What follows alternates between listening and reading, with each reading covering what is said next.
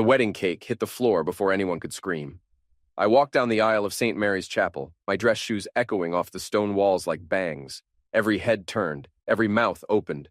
The organist's fingers froze mid-chord. My brother Alex stood at the altar in his pressed tuxedo, face white as his boutonniere. His bride-to-be, Sarah, clutched her bouquet with trembling hands. The pastor cleared his throat, confused. I reached the altar and placed a manila envelope on the communion table. "Ladies and gentlemen," I announced, my voice carrying to the back pews where my parents sat frozen. "Before we celebrate this union, I think you should see what kind of woman my brother is marrying." I opened the envelope. 8x10 glossy photographs spilled across the white linen. Sarah, my wife Lila, without clothes, tangled, in my guest cabin. Sarah's bouquet hit the floor. Someone gasped. A woman in the third row started crying. "The soundproofing in my house isn't very good," I said, looking directly at Alex. "But I heard everything." I turned and walked back down the aisle. Behind me, chaos erupted. Shouting, running footsteps, the pastor calling for calm. I didn't look back. My name is Brent Mallory, 47 years old. Acoustic engineer for the Department of Defense. No criminal record, model citizen. That was 2 years ago, before I learned what betrayal really meant, before I discovered how far a man will go when his entire world burns down around him. This is the story of how I became the monster they created, 2 years earlier. The first lie was small, like they always are. "I have to work late tonight," Lila said, not looking up from her laptop. She sat at our kitchen table, her real estate appraisal spread out like poker cards. Her blonde hair caught the overhead light, same as it had for 23 years of marriage. "Again?" I asked, setting my coffee mug in the sink. "That's the third time this week. The market's hot right now, Brent. You know that?" I kissed the top of her head. She smelled like vanilla perfume and lies, but I didn't know it yet. "Don't work too hard. Madeline's got that school play tomorrow." "I'll be there," she said. She wasn't. I sat alone in the auditorium watching our 17-year-old daughter perform Lady Macbeth, her voice strong and clear as she delivered the sleepwalking scene. The empty seat beside me felt like a wound. After the show, Madeline found me by the exit. "Where's Mom?" "Working," I said. Her green eyes, Lila's eyes, flickered with something I couldn't read. "She's been working a lot lately." That night, I waited up. Lila came home at 1:47 a.m. I know because I was watching the clock, lying in bed, listening for her car in the driveway. She slipped into bed quietly, thinking I was asleep. "How was work?" I whispered. She jumped. "Jesus, Brent, you scared me." "Long meeting. Client dinner, the Hendersons. They're buying the Morrison property." She rolled away from me. "I'm exhausted." The next morning, I called the Hendersons. They'd never heard of any dinner. That's when I started paying attention. I work in sound. It's my specialty. I design acoustic systems for military installations, places where conversations can eliminate if they're overheard. I know how sound travels, how it bounces, how it hides. I started installing recording equipment in our house. Not because I wanted to, because I had to know. The first recording was innocent. Lila on the phone with her sister complaining about her mother's arthritis. Normal stuff. The second recording changed everything. "I can't keep doing this," Lila's voice crystal clear through my headphones. I was in my workshop, listening to yesterday's audio from the living room. "You have to." A man's voice. Familiar, but I couldn't place it. "We're too close to stop now." He's getting suspicious. Yesterday, he asked about the Henderson dinner. What did you tell him? That it was a client meeting, but he called them, Alex. He actually called them. My blood turned to ice water. "Alex, my brother Alex." "He doesn't know anything," Alex's voice continued. "He's just being paranoid. You don't understand. Brent's not stupid. He builds security systems for the government. If he starts digging, then we finish this faster. The trust fund paperwork goes through next month. Once we're married and you're pregnant, it won't matter what he knows." Pregnant. I yanked off the headphones and vomited into my workshop sink. My wife, my brother, planning to have a child together and pass it off as mine to secure the family inheritance. I played the recording 17 times before I accepted it was real. That weekend, I told Lila I was going fishing. Instead, I drove to Alex's house, the house I'd helped him buy with a loan I'd co-signed 3 years earlier. I parked across the street and waited. At 2:30 p.m., Lila's white BMW pulled into his driveway. They didn't come out for 4 hours. I took pictures through a telephoto lens. I recorded their conversation when they finally emerged, using a directional microphone from my work kit. "The wedding's in 6 weeks. Alex said, walking her to her car. Think you can handle 6 more weeks? I've handled 23 years, Lila replied. 6 weeks is nothing. They kissed, long and deep, like lovers do, like we used to do. I drove home and sat in my driveway for an hour, staring at our house. The house where we'd raised Madeline, where we'd planned to grow old together, where I'd been living a lie for God knows how long. That night at dinner, Lila announced she needed to visit her sick aunt in Sacramento. How long? I asked. Just the weekend. You and Madeline can have father-daughter time. Madeline looked up from her mashed potatoes. Aunt Carol's sick? Nothing serious, Lila said quickly. Just needs some help around the house. Lila didn't have an Aunt Carol. I excused myself and went to my workshop. I had equipment to install. By the time Lila left for her fake trip to Sacramento, every room in our house was wired for sound. Motion-activated cameras in the common areas. GPS tracker on her car hidden in the wheel well. I was becoming someone I didn't recognize. But I had to know the truth. Lila spent that weekend at Alex's house. The GPS confirmed it. The cameras I'd placed outside his home confirmed it. The directional microphone I'd planted in his bedroom window confirmed what they were doing. Sunday night, she came home with a story about helping Carol organize her medicine cabinet. She even brought a small potted plant as evidence of her charity. Carol gave me this, she said, setting it on our kitchen windowsill. A thank you gift. I nodded and smiled and kissed her cheek. That was nice of her. That night, I lay awake listening to my wife sleep beside me. Her breathing soft and regular. 23 years of marriage. A teenage daughter who worshipped her mother. A life that looked perfect from the outside. All of it built on lies. I started planning that night. Not revenge, not yet, just documentation, evidence, proof of what was happening to my life. I didn't know I was creating the blueprint for their destruction. The pregnancy test fell out of Lila's purse on a Tuesday morning. She was in the shower. I was looking for car keys and saw the small plastic stick wrapped in tissue paper tucked behind her wallet. 2 pink lines. Positive. I sat on our bed, holding the test, doing math in my head. We hadn't had sex in 6 weeks. She'd been pulling away, claiming stress from work, headaches, exhaustion. But she'd been with Alex 3 times that I knew of, probably more. The shower shut off. I wrapped the test back in tissue and returned it to her purse. Find your keys? Lila called from the bathroom. Yeah, I said. Found everything I was looking for. That afternoon, I called my old college friend Victor Tolan. Vic was a lawyer now, specialized in family law. We'd played football together at Oregon State, back when the world made sense. Brent, his voice boomed through the phone. What's it been, 2 years? How's the family? That's actually why I'm calling, Vic. I need legal advice. His tone shifted immediately. Professional, careful. What kind of advice? Hypothetically, I said, if a man discovered his wife was having an affair and planning to pass off another man's child as his own, what would his options be? Silence on the other end. Jesus, Brent. Are we talking about you? Hypothetically. Okay. Hypothetically, that man would need proof, DNA tests, documentation, and he'd need to move fast before any paternity is legally established. What kind of proof? Audio recordings, if they're legal in your state. Oregon's a one-party consent state, so if you're present for the conversation, you can record it. Video evidence, financial records showing deception, bank statements, credit cards, that sort of thing. I was already taking notes.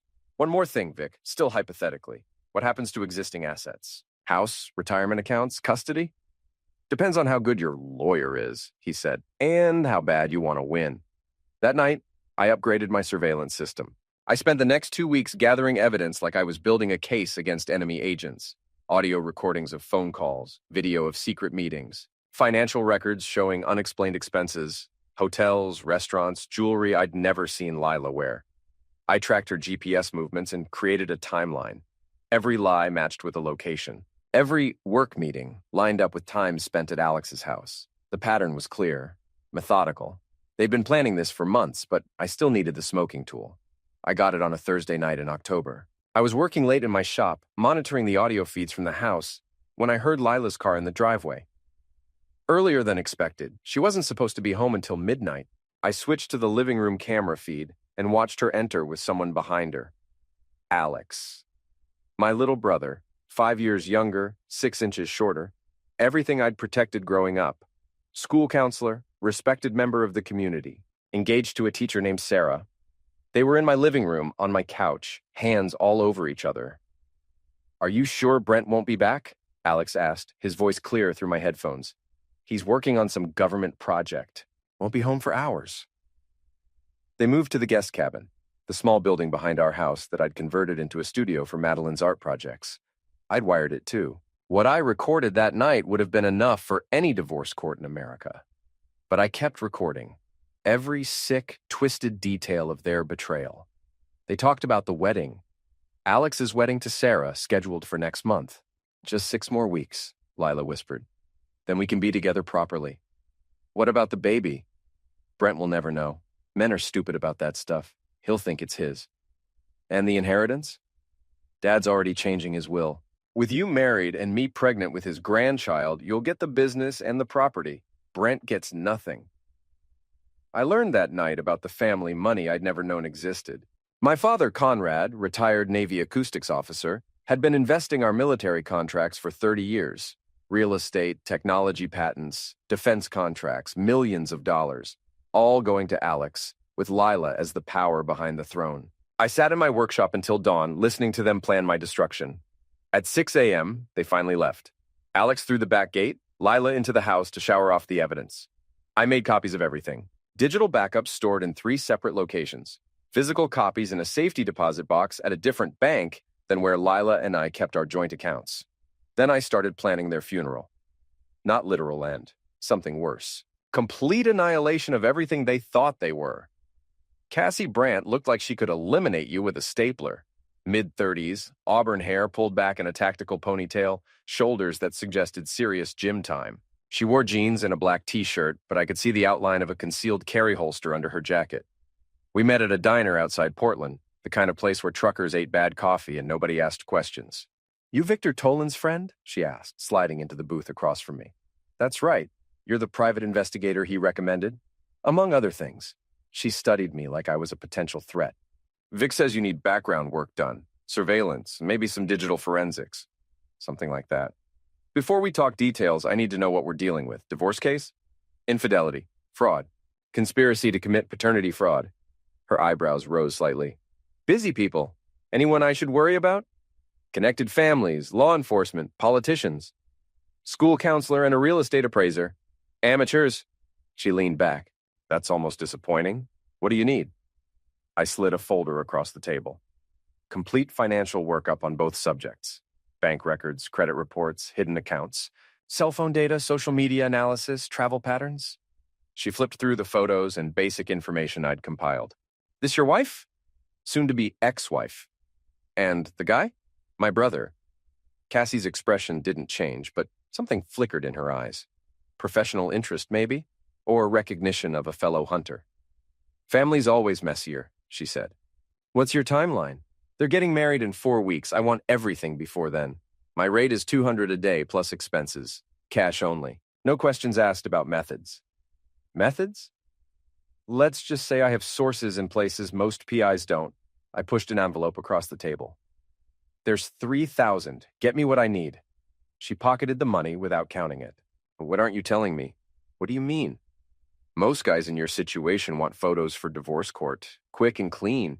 You're asking for financial forensics and communication analysis.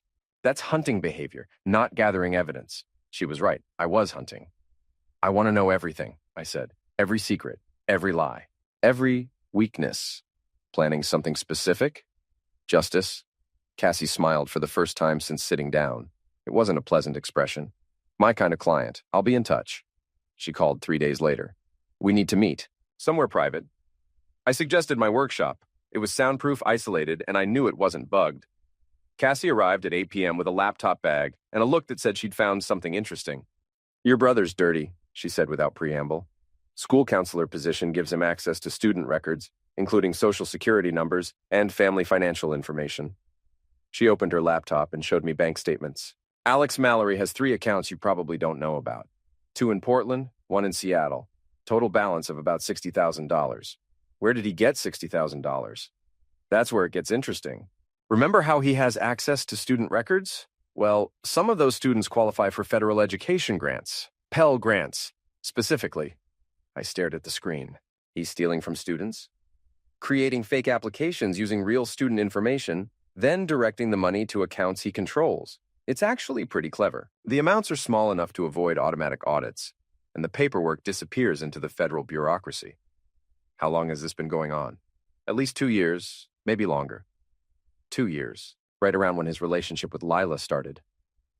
There's more, Cassie continued. Your wife's been helping. Some of the fraudulent applications list properties she's appraised as student addresses, places where nobody actually lives. She showed me more documents. Rental properties owned by shell companies, all appraised by Lila, all listed as addresses for students who'd never seen the buildings. They're partners, I said, in more ways than one. Look at this. She pulled up credit card statements, expensive restaurants, hotels, jewelry purchases, all charged to accounts in Alex's name, but the signatures were Lila's. She's been using his credit for 2 years. That's identity theft on top of everything else. What about the pregnancy? Cassie's expression darkened. That's where it gets ugly. I accessed medical records. Don't ask how. Your wife is definitely pregnant. 8 weeks along. The math worked. 8 weeks ago, I'd been in Seattle for a week-long training seminar. Lila had stayed home, claiming she needed to work on a big appraisal project. There's something else, Cassie said, about your family money. What about it? Your father's been consulting with an estate lawyer. The will's being changed, but not the way your wife thinks. She showed me legal documents that must have cost her significant effort to obtain. Your dad knows about the affair. My blood stopped moving. What? Conrad Mallory hired a different private investigator 6 months ago. He's got photos, recordings, the whole package. He knows exactly what's happening. Then why hasn't he said anything? Because he's using it. The new will cuts Alex out completely. Everything goes to you, with a clause that voids the inheritance if you're found to be complicit in any fraud or criminal activity. I stared at the documents, trying to understand. Your father's testing you, Cassie said. He wants to see what you'll do with the information, how you'll handle the betrayal. Jesus. It gets better. The lawyer handling the will change? He's also representing Sarah, your brother's fiancée. Seems she's been having doubts about marrying Alex. What kind of doubts?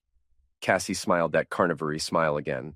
The kind that come with photographs of your fiancé screwing his brother's wife. The room spun around me. This wasn't just infidelity anymore. It was a complex web of fraud, manipulation, and family politics that went back months. Who sent Sarah the photos? Anonymous email, untraceable. But the photos came from someone with professional surveillance equipment. My father. The old Navy man was playing chess while the rest of us were playing checkers. What do you want me to do with all this? Cassie asked. I looked at the evidence spread across my workbench. Bank fraud, identity theft, infidelity, conspiracy. Enough to destroy both Lila and Alex completely, but not enough to destroy them the way they'd tried to destroy me. I want more, I said. More what? Everything. Every secret they've ever kept, every law they've ever broken, every person they've ever hurt. That's a big ask. You said you had sources in places most PIs don't. I do.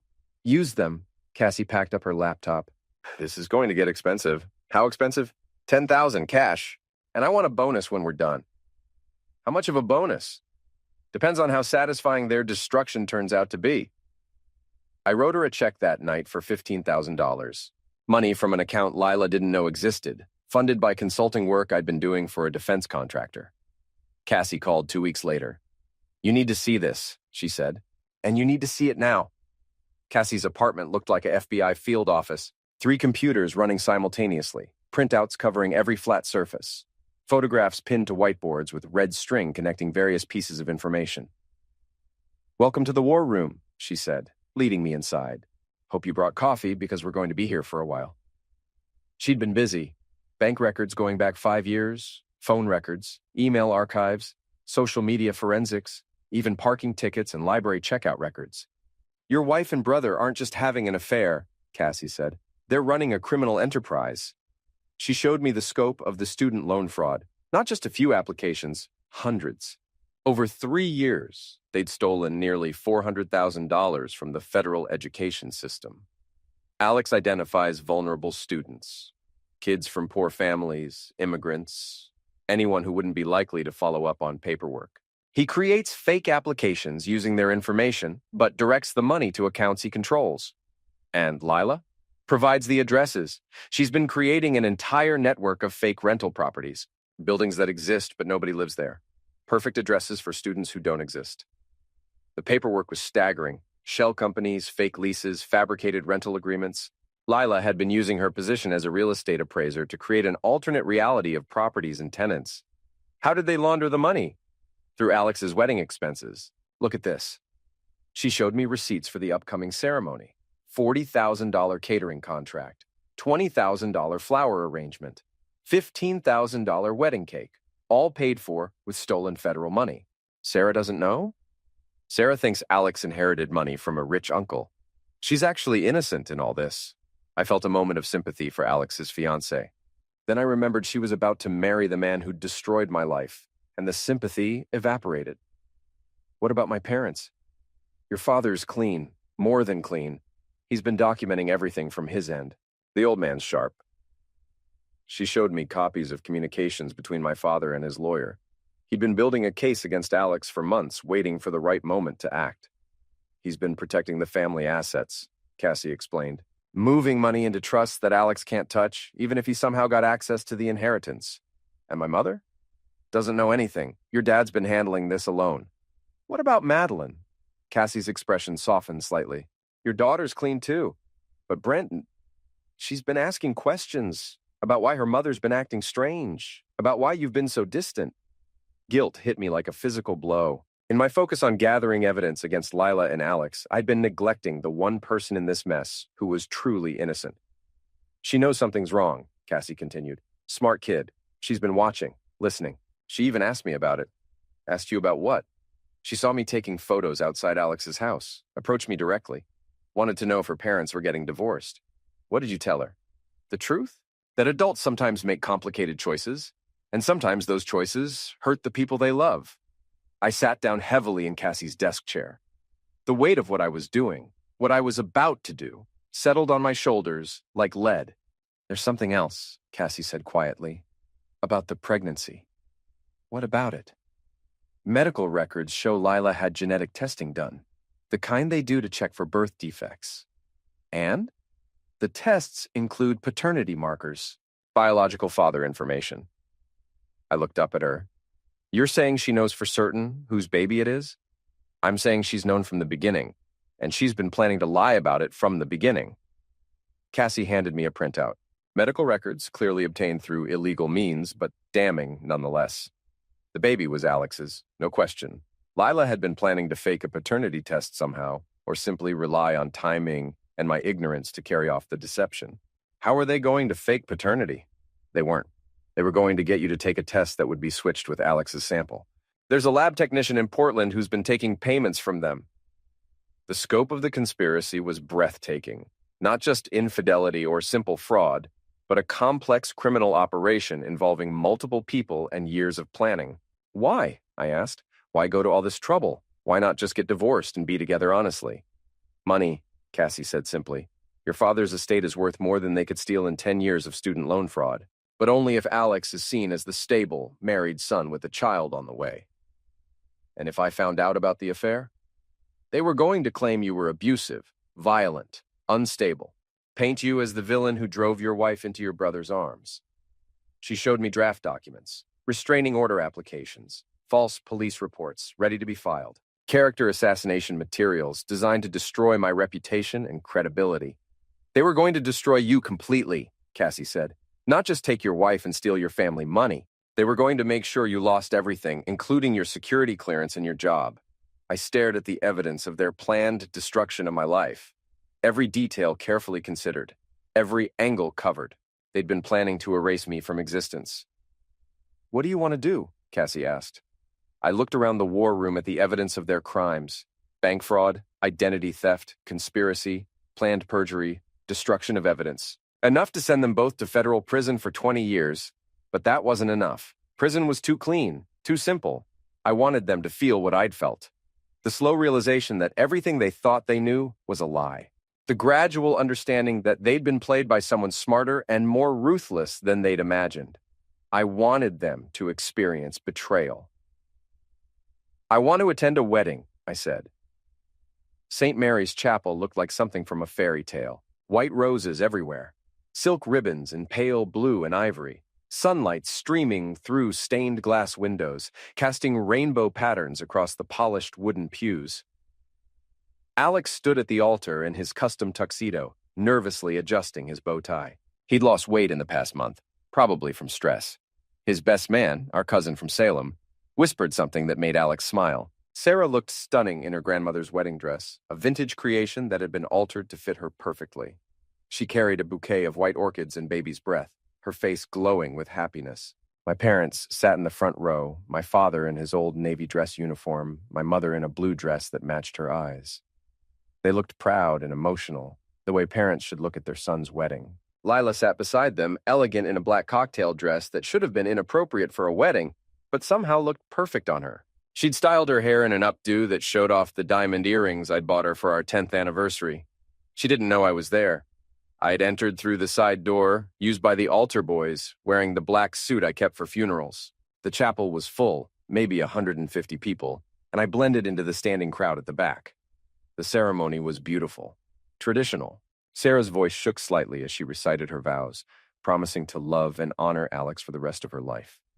Alex's voice was steady, confident. He promised to forsake all others, to be faithful and true, to love Sarah through sickness and health until death parted them. The lies flowed like honey from his mouth. I waited until the pastor asked if anyone objected to the union. "I do," I said, my voice carrying clearly through the chapel.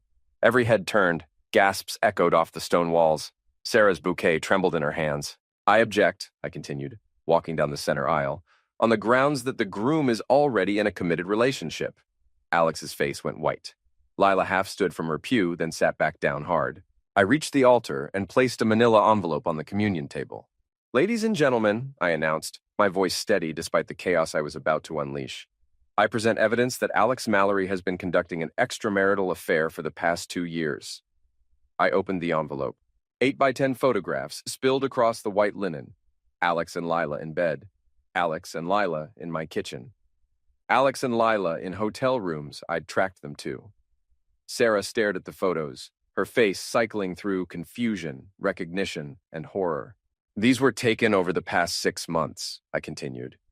"The woman in the photographs is my wife, Lila Mallory. The man is her lover, my brother Alex." Sarah dropped her bouquet. The white orchids scattered across the altar steps like fallen snow. "Furthermore," I said, my voice growing stronger, "I have evidence that both parties have been committing federal crimes to fund their relationship." I pulled out bank statements showing the stolen student loan money.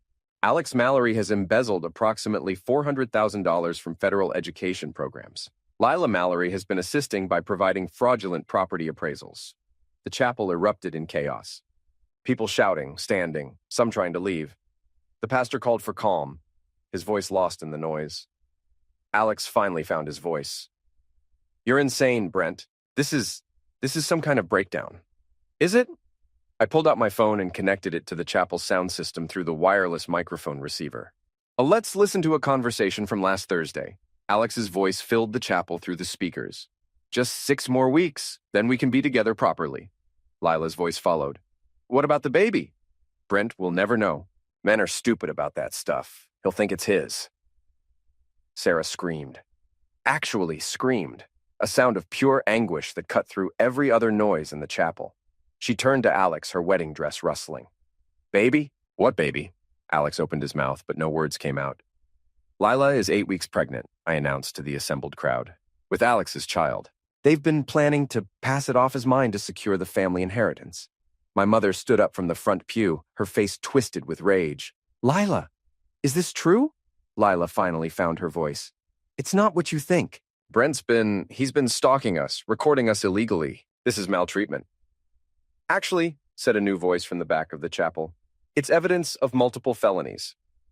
Everyone turned to see Detective Ray Morrison of the Portland Police Bureau walking down the aisle with 2 uniformed officers. "Alex Mallory," Detective Morrison said, "you're under arrest for federal fraud, conspiracy, and identity theft."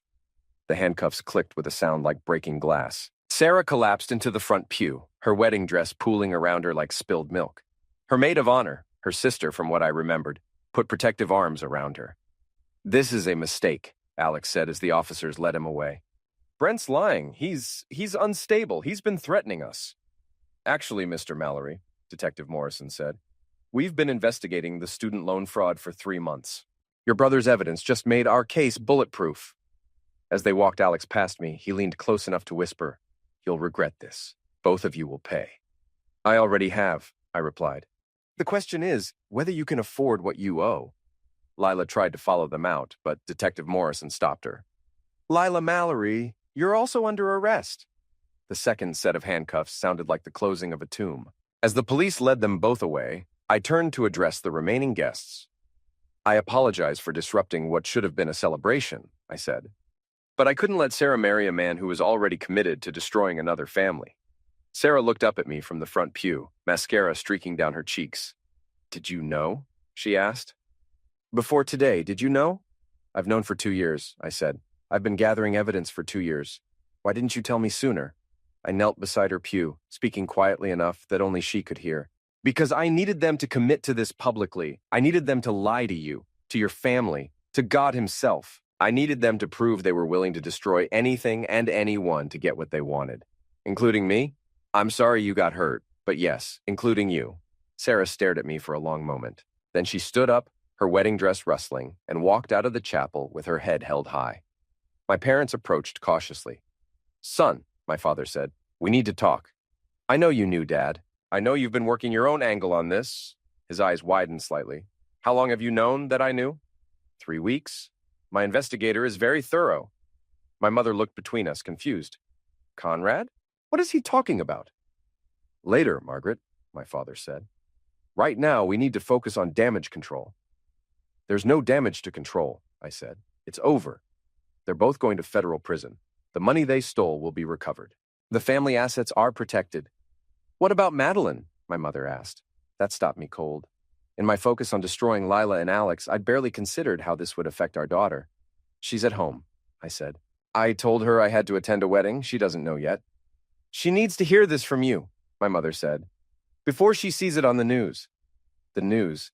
Jesus, this would be everywhere by tonight. Local acoustic engineer exposes wife's affair at brother's wedding. Federal fraud scandal rocks Portland family. My phone buzzed. Text message from an unknown number. "Dad, people are posting videos online." "What's happening?" Madeline had seen it already.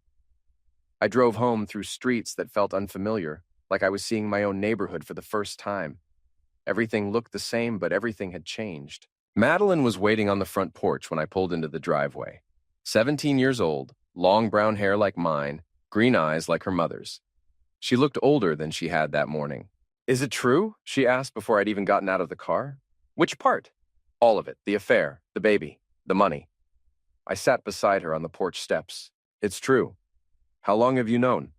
2 years. She was quiet for a long time, staring at our front yard where she'd played as a child. "Are you and Mom getting divorced?" "Yes." "Will I have to choose sides?" "No. You shouldn't have to choose anything. This is between adults who made terrible choices." "What about the baby?" I looked at my daughter, trying to find words that wouldn't destroy what remained of her childhood. "Your mother made some very bad decisions. She's going to have to face the consequences." "Will she go to jail?" "Probably." Madeline started crying then. Not the dramatic tears of a teenager, but the quiet, heartbroken sobs of someone whose world had just collapsed. I put my arm around her, and we sat on the porch until the sun went down. 6 months later, I sat in a federal courtroom watching my wife and brother plead guilty to conspiracy, fraud, and identity theft. The prosecution had built an airtight case. Cassie's evidence, combined with federal investigators' financial forensics, painted a picture of a criminal operation that had stolen from hundreds of students over 3 years. Lila sat at the defendant's table in a modest blue dress, her pregnancy now visible at 6 months. Her lawyer, a public defender since all her assets had been frozen, whispered urgently in her ear. Alex wore an orange jumpsuit. He'd been denied bail after investigators discovered he'd tried to flee to Canada with $50,000 in cash hidden in his car. The judge was a stern woman in her 60s who'd clearly seen every type of criminal excuse imaginable. "Mr. Mallory," she said, addressing Alex, "you held a position of trust as a school counselor. You used that position to prey on vulnerable students. Stealing money meant to help them escape poverty and build better lives. The court finds your actions particularly heinous." Alex's sentence: 15 years in federal prison, full restitution of stolen funds, lifetime ban from employment and education. Mrs. Mallory, the judge continued, your role in this conspiracy was equally reprehensible. You used your professional credentials to create a network of fraudulent properties, enabling the theft of federal education funds. Lila's sentence: 12 years in federal prison, suspended to 8 years due to her pregnancy, full restitution, lifetime ban from real estate licensing. The baby would be born in prison. After sentencing, I met with Vic Tolan to finalize the divorce proceedings. She's asking for supervised visitation with Madeline, he said, shuffling through legal documents. What do you think? I think Madeline's old enough to decide for herself. She'll be 18 in 6 months anyway. And the baby? Paternity test confirms Alex is the father. Since he's incarcerated and she'll be incarcerated, the state will likely place the child in foster care unless family members step forward. I stared out Vic's office window at the Portland skyline. What kind of family members? Grandparents, aunts, uncles, people with clean records and stable living situations. People like me? Vic looked up from his papers. You want to raise your ex-wife's baby with your brother? I want to make sure an innocent child doesn't suffer for their parents' crimes. That's surprisingly generous considering. I'm full of surprises, but that wasn't the real reason. The real reason was more complicated, more twisted. I wanted to raise that child because it would be the ultimate victory, taking something Lila and Alex had created together and making it mine, proving that I could be a better father to their child than they could ever be. It was revenge disguised as mercy. The house on the Oregon coast was perfect. 3 bedrooms, large windows facing the Pacific, enough land for privacy, but close enough to town for necessities. I'd bought it with money from the settlement of my parents' estate. My father had died of a heart attack 8 months after the trial, the stress of the family scandal finally catching up with him. He'd left everything to me, as promised. The defense contracts, the real estate investments, the patents. Enough money to last several lifetimes if managed properly. I sat on the deck, watching 18-month-old Emma play with wooden blocks on a blanket spread across the weathered boards. She had Alex's dark hair, but Lila's green eyes, and a smile that could break your heart. Madeline was inside, packing for college. She'd chosen Oregon State, my old school, and planned to study psychology. She wanted to understand why people did terrible things to each other.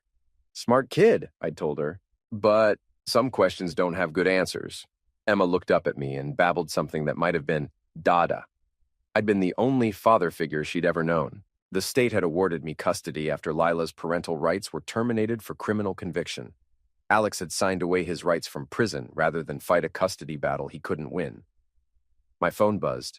Email from Cassie, who now worked as director of security for my consulting company. Target acquired. Portland businessman who testified against us has been experiencing some equipment failures. Nothing traceable. Thought you'd want to know. I deleted the email without responding. Marcus Webb had been one of the federal witnesses who'd testified about Alex and Lila's fraud network. His construction company had been used to create some of the fake addresses in their scheme. Webb had cooperated with prosecutors in exchange for immunity, but I didn't forget people who'd enabled my family's destruction. His construction equipment had been experiencing mysterious hydraulic failures. Computer viruses had corrupted his project files. Permits got lost in bureaucratic delays. Nothing criminal, nothing traceable, just the kind of systematic maltreatment that slowly destroys a business. I'd learned that revenge didn't have to be dramatic. Sometimes it was more satisfying when it was subtle, patient, and absolutely thorough. My phone rang. Unknown number. Hello? Brent? It's Sarah. Alex's ex-fiancée. We hadn't spoken since the wedding day. Sarah, how are you? I'm calling because I heard about your father. I'm sorry for your loss. Thank you. I also heard you're raising the baby. Emma? That's right. That's very kind of you. She's innocent in all this. Yes, she is. A pause. Brent, I need to tell you something about that day at the chapel. What about it? I knew about the affair. I'd known for weeks before the wedding. I stopped rocking Emma's swing. What? Someone sent me photos, anonymous email. I confronted Alex about it, and he convinced me they were faked. Photoshopped. He said you were trying to destroy our relationship because you were jealous of his happiness. Why didn't you call off the wedding? Because I loved him, and I thought love was enough to fix things. I listened to her breathe on the other end of the line. I wanted to thank you, she continued, for stopping me from making the biggest mistake of my life. I was angry at first, but now I understand you saved me. You would have figured it out eventually. Maybe. But by then I would have been married to a criminal, maybe had children with him. You gave me my life back. After she hung up, I sat on the deck watching the sunset paint the Pacific in shades of orange and red. Emma had fallen asleep in her swing, her small fist wrapped around a wooden block. Madeline came outside carrying a suitcase. All packed, she said, sitting beside me. Are you going to be okay? Taking care of Emma by yourself? I'll manage. Dad? She used that tone that meant she was about to ask something difficult. Do you ever regret it? What you did to Mom and Uncle Alex? I thought about the question carefully. Did I regret destroying my wife and brother? Did I regret the 2 years I'd spent documenting their betrayal? Did I regret the methodical way I'd crushed everything they'd tried to build? No, I said I don't regret it. Even though Emma will grow up without her real parents? Emma's real parent is whoever raises her with love and stability. Biology doesn't make someone a parent. What if she asks about them someday? Then I'll tell her the truth, that her biological parents made choices that hurt a lot of people, and those choices had consequences. Madeline was quiet for a moment. Do you think you'll ever trust anyone again? I trust you. What about other people? Will you ever get married again? I looked out at the Pacific, where waves crashed against rocks that had stood for millions of years. I don't think I'm the marrying type anymore. Because Mom hurt you. Because I learned something about myself during all this. Something I didn't know before. What? I learned that I'm very good at destroying people who cross me. And that's not the kind of person who should be in a relationship. Madeline stared at me with an expression I couldn't read. That's a lonely way to live, Dad. Maybe, but it's honest. The next morning, I drove Madeline to college. We stood in her dorm room, surrounded by boxes and the nervous energy of incoming freshmen. You'll call if you need anything? I asked. Of course. And you'll come home for holidays? Dad, it's Oregon State, not Mars. I'll be home so often you'll get sick of me. I hugged her goodbye, trying not to think about how empty the house would feel with just Emma and me. On the drive home, my phone rang. Cassie. We have a problem, she said. What kind of problem? Lila's been writing letters from prison to reporters, to federal investigators, to your old colleagues at the Defense Department. What kind of letters? She's claiming you framed her and Alex. Says you falsified evidence, bribed witnesses, and used your government connections to railroad them into prison. I pulled over to the side of the highway. Is anyone taking her seriously? A few people are asking questions. Nothing formal yet, but there's been some informal inquiry into your background investigation methods. What do they want to know? Whether you had legal authority to conduct the surveillance you did, whether any of the evidence was obtained illegally, whether you might have planted some of the financial evidence. I sat in my parked car, watching traffic flow past on Highway 101. Can they prove anything? Not with what we did.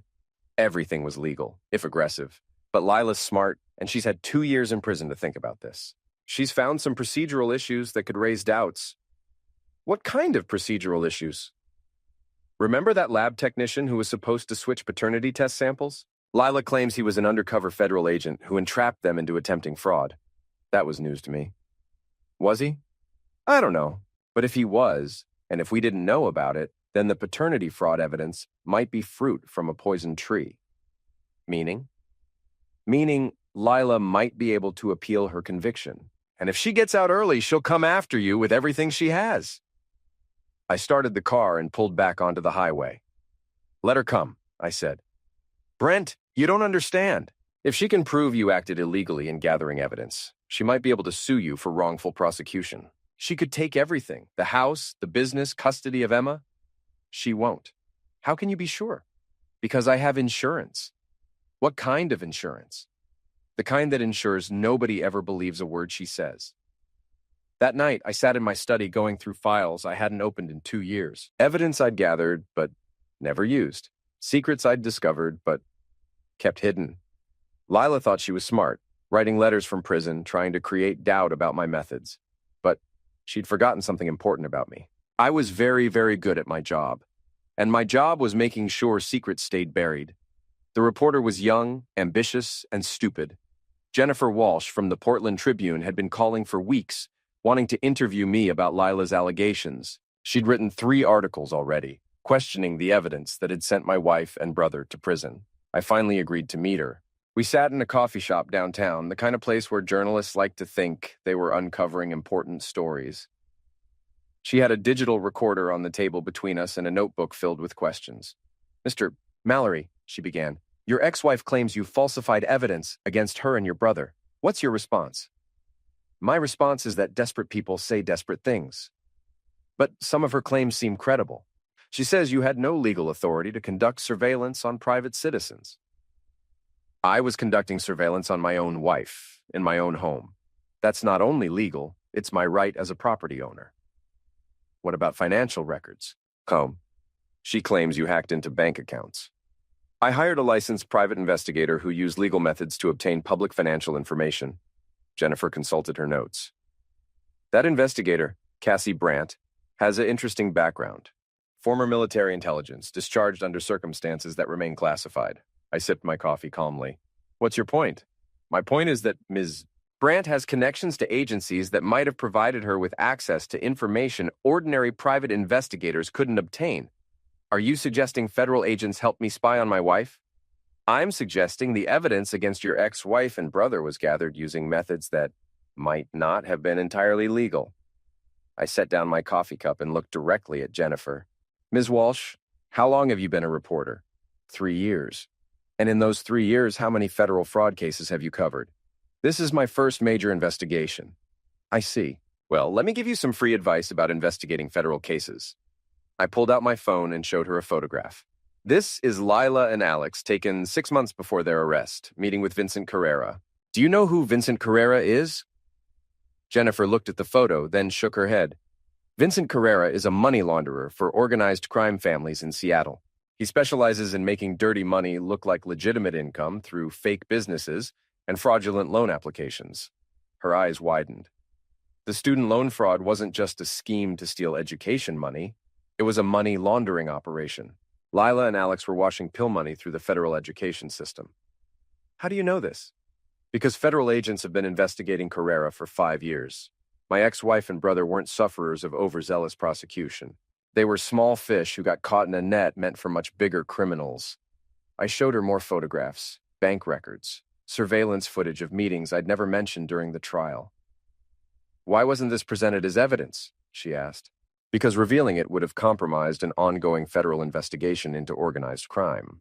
The prosecution had enough evidence to convict them on the education fraud alone. Are you saying your ex-wife was involved with organized crime? I'm saying she and my brother were useful idiots who thought they were clever criminals. They had no idea they were being used by professionals. Jennifer's recorder was still running, capturing every word. This is all off the record, isn't it? She asked. Nothing's off the record, Ms. Walsh. You wanted the truth about Lila's allegations. This is the truth. Do you have proof of these organized crime connections? I have enough proof to destroy what's left of Lila's credibility if she keeps making accusations against me. I stood up, leaving a $20 bill on the table. One more thing, Ms. Walsh. Before you write your story, you might want to research Vincent Carrera's associates, particularly what happens to people who interfere with federal investigations into money laundering. Is that a threat? It's friendly advice from someone who knows how this game is really played. I walked out of the coffee shop, leaving Jennifer staring at the photographs spread across our table. The next day, her editor killed the story. The day after that, Lila's lawyer stopped returning her calls. By the end of the week, the federal investigators who'd been asking questions about my methods had quietly closed their inquiry. I never heard from Jennifer Walsh again. That weekend, I received a letter from Lila, handwritten on prison stationery, mailed to my business address. Brent, I know what you did. Not just to Alex and me, but to that reporter. You're not the man I married. You've become something cold and calculating and cruel. I want you to know that I'm dropping all appeals. I'm not going to fight the conviction anymore. Not because I'm guilty of everything they accuse me of, but because I'm tired of fighting a man who's willing to destroy anyone who gets in his way. Emma is better off with you than she would be with me. I see that now. You'll protect her in ways I never could, even if you do it through fear and intimidation. But someday, she's going to ask questions about her real parents. And when she does, I hope you'll remember that we weren't always monsters. We were people who made terrible choices, but we were still people. I won't contact you again. Lila. I read the letter twice, then fed it into my office shredder. Emma was napping in her crib when I got home.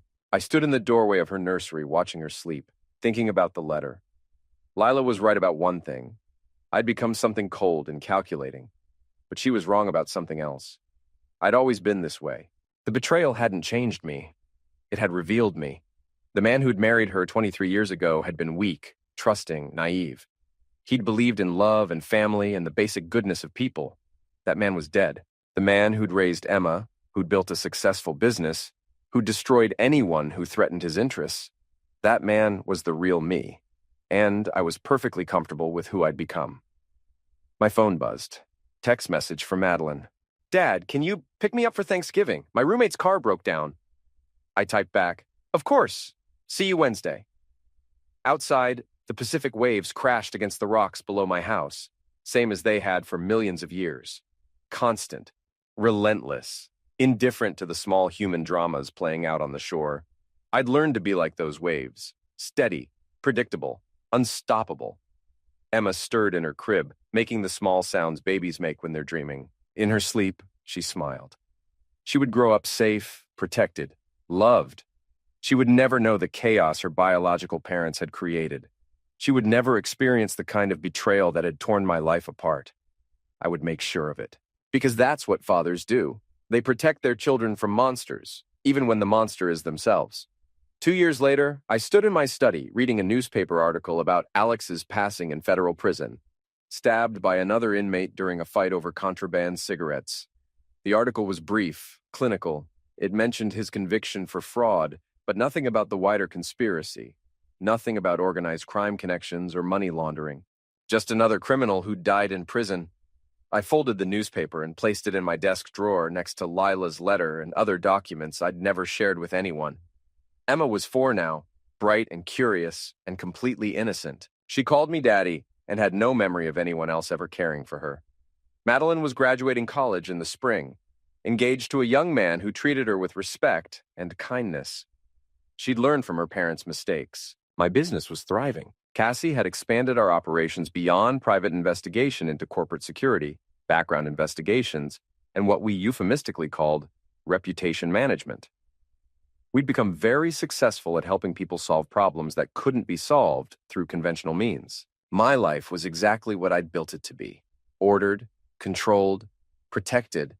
But sometimes, late at night when the house was quiet and Emma was sleeping, I would stand on my deck looking out at the Pacific and wonder if I'd won or lost. I'd destroyed my enemies completely. I'd protected my family. I'd built something new from the ashes of what they'd tried to take from me. But I'd also lost the ability to trust anyone completely, to love without reservation, to believe that people were fundamentally good. Lila had been right about that. I'd become something cold and calculating. The question was whether that was evolution or corruption, whether I'd become the man I needed to be or the man I never should have been. The waves crashed against the rocks below, offering no answers, just the endless rhythm of tides that had been flowing long before I was born and would continue long after I was gone. Constant, relentless, indifferent, perfect. 5 years later. The DNA test results lay on my desk like a loaded tool. Emma sat in her bedroom, 9 years old now, working on homework. She'd asked the question 3 weeks ago, the one I'd been dreading since the day I'd gained custody. "Daddy, why don't I look like you or Madeline?" Smart kid. Too smart for her own good. I'd stalled, deflected, changed the subject, but Emma was persistent, like her biological father had been. She kept asking until I finally agreed to find out together. The test confirmed what I'd always known. No genetic relationship between Emma and me whatsoever. But it also revealed something I hadn't expected. Emma wasn't Alex's biological daughter either. I stared at the results, reading them for the 10th time. The lab had been thorough, testing DNA from multiple family members to establish paternity. Emma's biological father was Vincent Carrera, the money launderer, the organized crime associate, the man whose photograph I'd shown to journalist Jennifer Walsh 5 years ago. Lila hadn't just been washing pill money through fake student loans. She'd been having an affair with the money launderer himself. My wife had been sleeping with 3 men, me, my brother, and a criminal. And the child I'd been raising as my own was the daughter of a man who'd probably eliminated people. I picked up my secure phone and called Cassie. I need a deep background investigation, I said when she answered. On who?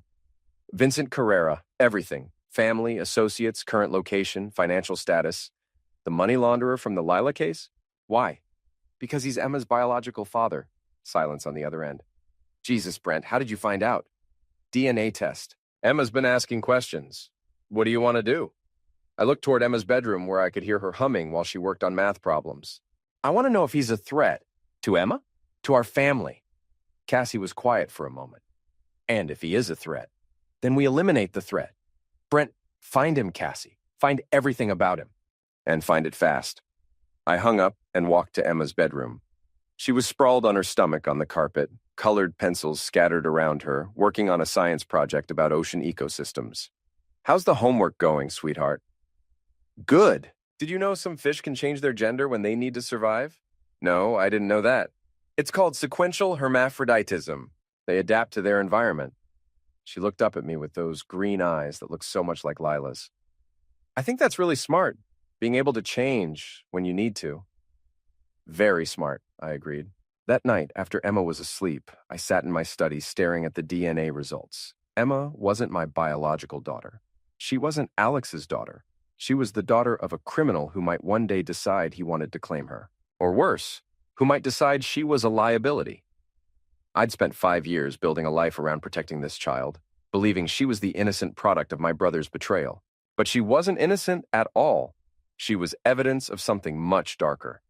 Evidence that Lila's criminal activities had gone far deeper than anyone had ever imagined. Evidence that might get Emma eliminated if the wrong people discovered it.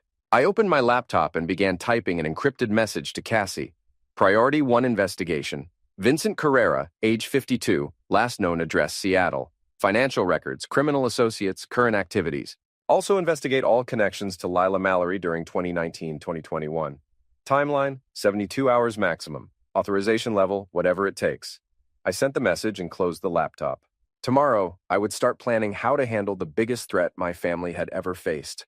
Tonight, I would sit in my study and listen to the Pacific waves crash against the rocks below, steady and relentless and perfect. Some fish change gender to survive in hostile environments. Some men change everything about themselves. I'd evolved once before when I'd discovered Lila's betrayal. Now I would evolve again, into something capable of protecting Emma from monsters I hadn't even known existed, into something that would make my previous self look tame by comparison. The waves crashed below, offering their eternal rhythm. And I smiled, because I just realized something that changed everything. I wasn't the sufferer in this story anymore. I wasn't even the hero. I was the thing other monsters feared in the dark, and I was just getting started.